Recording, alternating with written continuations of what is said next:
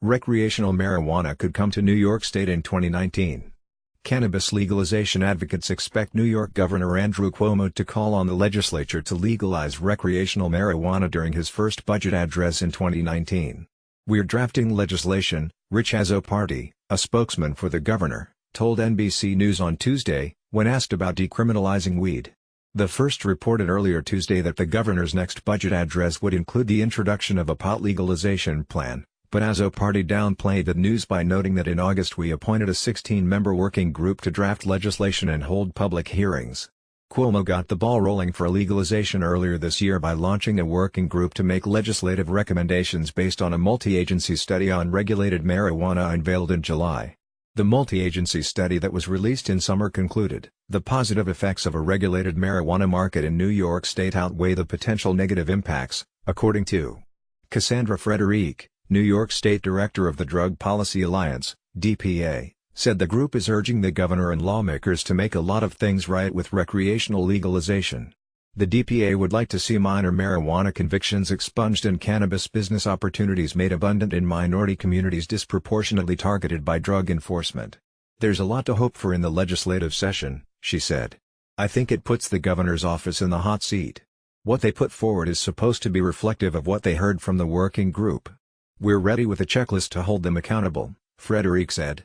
She was at a two-day DPA conference in Albany where experts from around the nation were discussing the best pathways to recreational legalization in New York. Critics of legalization say proponents' enthusiasm should be curbed. "Legalization is never a done deal, and it's very hard to get through at the end of the day," Kevin Sabay, president of the group Smart Approaches to Marijuana, said via email. The group, which has opposed legalization in states like Colorado, opened an office in New York City 4 years ago. "We have already assembled multiple opposition groups and individuals," he said. "I think the marijuana industry greatly underestimates what we can do and, frankly, that works to our advantage." New York's own Democratic governor wasn't always on board. In 2017 Cuomo called marijuana a gateway drug that can lead people to use harder narcotics. But a lot has changed since then, and so has his attitude.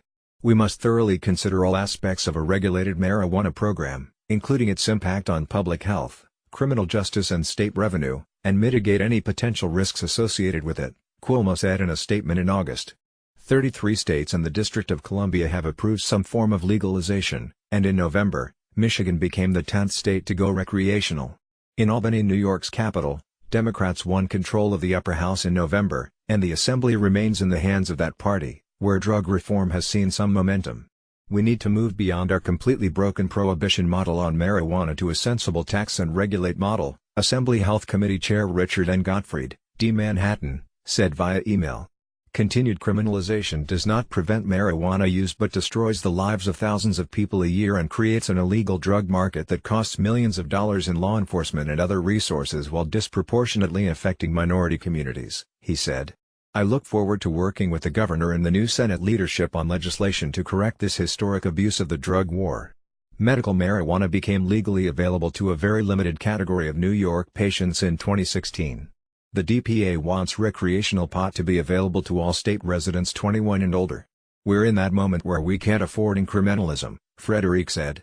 "I look forward to this being a priority issue for the governor's office." Dennis Romero writes for NBC News and is based in Los Angeles.